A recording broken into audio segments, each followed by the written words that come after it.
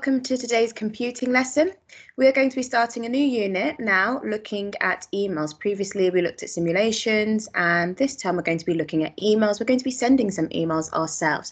So let me share my screen so that we can get started with today's lesson. Okay, so this is the first lesson in this unit, and we are going to be identifying different methods of communication.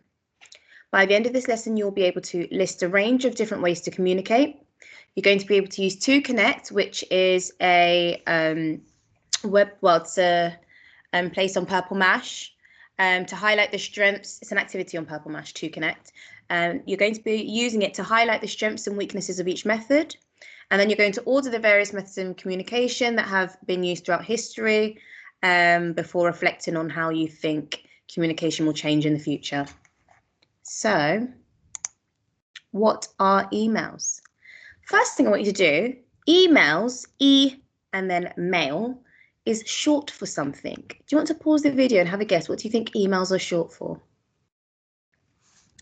Okay, emails are actually short for electronic mail. That's what the E stands for. So it's electronic mail. Electronic mail or email is a method of communicating with other people. Emails are messages that contain text, which could be words, files, images, pictures, or other attachments like videos, music clips, anything really. And it's sent out through a network to a specific person or group of people. So emails are just a way of contacting other people. It's a way of communicating. When might you use an email? Well, email is a fantastic way to stay in touch with people. It's fast and it's easy to email someone on the other side of the world as it is to someone on your side of your room. It's very, very quick. It's almost instantaneous. You may get your email account through the same people who provide your internet service, or you may sign up to one of the dedicated email providers such as Hotmail, Gmail, which is Google Mail, or Yahoo. You are going to be given fake email addresses on Purple Mash, but it will allow you to email each other and get the hang of that. Okay, so what I'm going to do now is I'm just going to show you a video on what emails are. So let me reshare my screen again.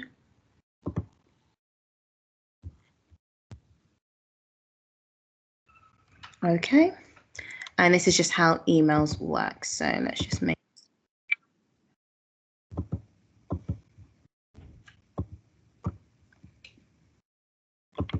How email works. In the past, sending mail used to take ages. People sent letters, and receiving one was the social highlight of your week. Nowadays, global communication is almost instant. You type an email, hit send, and in seconds it's in your friend's inbox, whether they're just down the road or in another country. But how? There are different domain names used for email addresses. This is the bit that comes after the @ symbol. Depending on which email provider you use, your email address will end differently. If they are registered in the UK, they might end with .co.uk. In France, .fr. To send email, you might use an email client. This is a piece of software installed on your computer, and it connects automatically to your mail server. Or you can use web-based email, which is accessed via a web browser, meaning you can access it from any computer, but you have to be online. In either case, the mail gets sent by an outgoing mail server. The outgoing server looks up the address of the inbound server. At the inbound server, the message is sent into the user's mailbox according to the bit in front of the @ symbol. When you send an email using a mail client, the computer follows a set of guidelines known as protocols. A protocol is basically a set procedure or system of rules for doing things. SMTP, Simple Mail Transfer Protocol, is a set of guidelines for sending email. And POP, Post Office Protocol, is a set of guidelines for receiving email. So, whenever you want to send mail to people, you don't need to pop to the post box, and you can get to know your friends so much quicker. Okay, fantastic. How email... Sorry. So let me stop sharing. Hopefully that explained in more detail how emails actually work. Okay. So we are going to be using Purple Mash to send our emails. So an email is a method of communication. It's a way of talking to people. Can you think of any other ways in which you might communicate with people? I've put some pictures down below to help you. Maybe you can name a few. Pause the video and have a go at naming all the different ways of communicating and see if you can think of some of your own ways of communicating, ways that haven't been pictured below. Pause the video and do that now. Okay, so we have lots of different ways of communicating. So starting off here, we have a fax machine, and you children probably won't know what a fax machine is because they're not as commonly used nowadays as they were previously. But a fax machine is a way of communicating with other people. And what you would do is you would print off something, a document, and you would put it in your fax machine. You would tell the number of who you're faxing it to, and the person who has another fax machine would receive the paper that you've printed out. It's quite cool, actually. So yeah, that's how fax machines work. This is a telephone, which some of you may have home telephones, but lots of people are moving towards mobile phones. So some people don't even have telephones in their house anymore because the majority of the people that live there have mobile phones. But it's a way of communicating over audio. So you can speak to the person, you can also hear the person that you're speaking to, but you cannot see them. Here's another way of communicating. This is face-to-face communication. It's really good because things don't get lost in translation. You can see how the person feels. You can see their expression when they're talking to you, so things can't get misconstrued. And you can respond instantly, okay, because you're both there. You're both listening and talking at the same time. Here we have text messages. You may have sent a text before on your adults' phones at home. You may not have sent a text message, but a text message is a message that you type out. It's actually text, which is why it's called text message. You type it out and then you send it to another person, but that person also has to have a mobile phone for them to be able to receive the text. This next way is a letter. And I believe some of you have written letters to Santa. I know Leeds class, I think Leeds class did. We've all written letters to when we were pretending to be Barney from Stig of the Dump, and we wrote letters home to our parents explaining the activities that we did. So you should all know how a letter works. You put an address on it, you write up the letter that you want to send, you send it, put it in the post box or take it to the post office and they'll send it off to you, and it can take anywhere between a few days if the person lives in the same country as you, or it could take weeks if they live abroad for them to receive the letter. Another way of communicating, not so popular because it takes ages, is by putting messages in a bottle. Now, this might be useful if you're trying to communicate with somebody who you've never met before and you don't know exists. You might just want to tell somebody a bit about your life. So you tell them what's happening. You might say, dear, or to whoever receives this letter, I am Miss Williams, and I live in London, which is a country in England. And right now there's a pandemic happening, which means that I don't get to go to school. I have to work from home. What's it like where you live? Please do write back. And you might even put an address so that the person who receives your message in a bottle can actually write back to you and tell you that they've received your message. And lastly, another way of communicating are postcards. Now, I know, again, you've all done postcards because Miss Webster got you to do a postcard from space to see all the landmarks that you could see from space. So a postcard is similar to a letter, except it's all on one small piece of card. And on one half you write the letter out, on the other half you have the address and the stamp, and on the back you might have a nice picture of either where you are or what you're doing. So they can also be quite useful in communicating with people if you don't want to send a long message. So your activity today is going to be coming up with different ways of communicating, and you're going to be evaluating it. So what you need to do now is you need to log on to Purple Mash, and in the top corner you need to click to do. It might even pop up instantly for you. Oh, and once it does, you click, not clock, why have I put clock? You click on to-dos, and you need to click on the one that is titled Methods of Communication, okay, because that is what we're going to be doing today. We're doing an activity all about methods of communication. So what I'm going to do now is launch it. Once you've opened it, it will look like this, okay? So do you want to pause the video and get that ready so that your screen looks like this? Fantastic. By now, you should have done that. So what I'm going to do is I'm going to take you to my screen, which does look like that. And I'm going to model exactly what I want you to do. So let's go on to my Purple Mash, and you can see my screen looks like that. Now in each of these boxes, you can see it says method. There's a yellow method, red method, purple method, another yellow method, another green one, and then a blue one. In each of these boxes that say method, you are going to type out a different method of communication. So you can go back to the ones that we looked at. So remember the pictures that we looked at. If I just stop sharing my screen, think about all the different methods of communication that we looked at with these pictures. Oh, where have they gone? I just skipped past it. All of these different ways of communicating. There are also some additional methods of communication if you want to include even more, or you want to include different ones from the ones that I've shown you. You can also, on this website, BBC Bitesize, they've also got some different ways. So we know you can communicate via email. And if you click on a picture, it just tells you a bit about it. Emails are digital versions of sending letters. And they travel almost instantly. You can attach files and pictures and videos if you wanted somebody to look at the same website that you were looking at. And it's a good form of communication if you want to send a project or homework to a friend or teacher.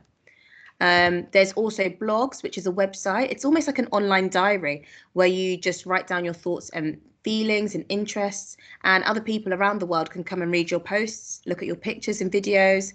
And it's good if you want to share your ideas with a wide audience, so with lots and lots of people, or for anybody who has internet and is interested in the same things as you.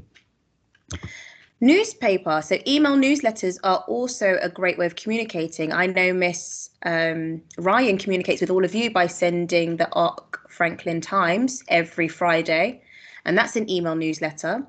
And it's an email and a newspaper, which is emailed to everybody on the list. So everybody who's a part of Ark Franklin School gets this email rather to an individual, and it travels instantly, and it just updates you with information that's relevant to a specific thing. So for example, information that's relevant to our school. You can also take part in instant messaging, which is like texts, or even online, actually, there is instant messaging. And it's a way to send text-based messages to other people who are connected to the internet, and they'll be able to reply to you in real time. So they'll reply instantly. As soon as they receive your message, they can reply. And it's a good way to speak to your friends or family. Back when I was younger, we used to use instant messaging called MSN, and that was a way for us to talk to all of our friends in primary school. And there's also video calling. Now, I really like video calling. I think it's a great way to communicate with people. We do this with our briefings every morning and afternoon. We video call you. And it's where you can use the internet to transmit the signal, and it lets you talk to someone in real time, and you can use a webcam to see a video of yourself and the people that you're talking to. And it's a great way of communication if you want to see the person's face, and it's a fun way of speaking with friends, family, teachers, and classmates, which is what we've been doing now. So as you can see, there's lots of different ways of communicating on top of the ways that I've also shown you. Now, what you're going to do in each of these boxes, you're going to type out a different way of communication. So for this first one, and you've got to click on it, and then you click the pencil on top to actually write inside it, and you see it says method here. Now, I'm going to get rid of method, and I'm going to actually input a method of communication. So let's start with, I'm going to start with phone calls. Okay, so phone calls, or in fact, let's put telephone calls. And you can do lots of cool things here. So watch this. So I'm using telephone calls. Just to make it even clearer what I'm doing, I'm going to add a picture. So let's go to computers. And if I wanted to, I could actually add a mobile to show that it's a telephone. I'm going to see if they actually have a picture of a telephone, and if not, then that's fine. I will just use the phone, which I think is probably a better way of doing it. So I'm just going to put this picture of a phone here, and I'm going to press OK. So as you can see now, telephone calls is one of my methods. Now, I might choose to do, let me move this so you can see that clearly. There we go. So you can see telephone calls. And on telephone calls, now that I've edited that, it says advantages and disadvantages. So I'm going to click on advantages, and now I've got to think of, and again, once you click on advantages, you've then got to click on the blue pencil above it, and that will let you type in it. So where it says advantages, I'm just going to highlight that and press backspace to get rid of it. And I'm going to say an advantage. I've got to think of an advantage of talking to somebody via telephone. Well, it's good for speaking to your friends and family, especially. See, actually, I think I've put too much in there. So let me put a note. There we go. So sorry, just to show you that again, once you click on advantages and disadvantages, because it only lets you put a certain amount of typing in there. On advantages, I'm going to click notes. So once I get onto advantages, click notes, and it will let you list them here. So, good for speaking to friends and family, as it allows them to reply to you instantly. So that's one of the advantages. And if you click on that, it comes up. There you go. You can see my advantage once I actually click on it. Good for speaking to friends and family as it allows them to reply to you instantly. Now I'm going to go on disadvantages, and I'm going to list my disadvantages here. If you want to, you can directly click on the blue pencil. And again, I'm going to go on to notes, and I've got to list my disadvantages here. Now, one of the disadvantages with telephone calls is you cannot see the person you are speaking to. Full stop. Also, you cannot share videos, pictures, or files. Full stop. So you cannot see the person you are speaking to. That's a disadvantage because you may want to see their face and their expressions. Also, you cannot share videos, pictures, or files. So I'm just going to press OK because I'm happy with that. And now when I click on disadvantages, you can see my disadvantage there. So this is what you're going to do for all of these ways. You're going to come up with lots of different methods of communication. Let's say my next one was going to be text messaging. So on it, I would say method. And for this method, I'm just going to put text. So remember to click on where you want to edit. And for the actual method, you can change it. So I can put text. And then I'm going to add a picture of text. So click on picture. And then I find computers is going to be a really good one for you today because a lot of the different ways of communicating are going to be under here. So for text messaging, let's use this picture here, even though it's not actually a text message, but it's quite similar to one. So I'm going to click that. And I'm going to click OK. And then I can do my advantages and disadvantages. OK. So hopefully you've understood how to do that. That is going to be your main independent activity. Once you've done that, you need to head on back over to the video because I've got some more questions for you. So pause the video. Oopsie daisy, let's just go back here. Can you please complete this sheet? And then once you've done it, make sure you press save so that your teachers can actually see it. So press save so that we can see what you've done. Because you don't need to upload it onto CStore because it's already on Purple Mash. So just make sure that when you finished it, you click save so we can see exactly what you've done. Play the video, pause it now to complete this activity and play it again once you've finished that. And I've just got some questions for you. I want you to start thinking about how communication has changed over time. So in the olden days, look at the pictures to help you. What did we used to use to communicate with one another? Pause the video so you can answer those questions. Okay, so we should all know how communication started off because we looked at these and created our own versions of cave paintings. Cave paintings was a really important way of communicating with people in the Stone Age. Okay, because they didn't have telephones or technology that we have today. So they had to be quite inventive with the ways that they communicated with each other. Here is a telegraph machine, which allows you to communicate with other people. And here we have a carrier pigeon, which people would put a message inside the bottle and they would let the pigeon fly, and the pigeon would fly to the person who they wanted to deliver the message to. These pigeons have to be trained for years for them to be able to fly the route that they need to and then return. So thinking about how communication has changed over time, it's mainly technology, transportation speeds as well. Once railways were built, because people used to communicate and send letters, but they'd be delivered via horse and carriage. Now, when transportation changed, so when trains were being built, it meant that letters could travel faster and faster and more reliably. They wouldn't be lost than on horseback. And this changed again when motor vehicles and airplanes. So when cars and airplanes, it became even faster. Also, the inventions of things like radios, telephones, and internet has made messaging even faster in today's day and age. So during the First World War, and this is what I was talking about with the carrier pigeons, armies had to find different ways of communicating with the other side so that the other side could not intercept and hear what they were talking about. And this led to better wireless radio communication. Soldiers also used pigeons to pass messages secretly. Think about today, you would use something like a walkie-talkie if you were speaking to somebody in a different room, or you might write in a secret.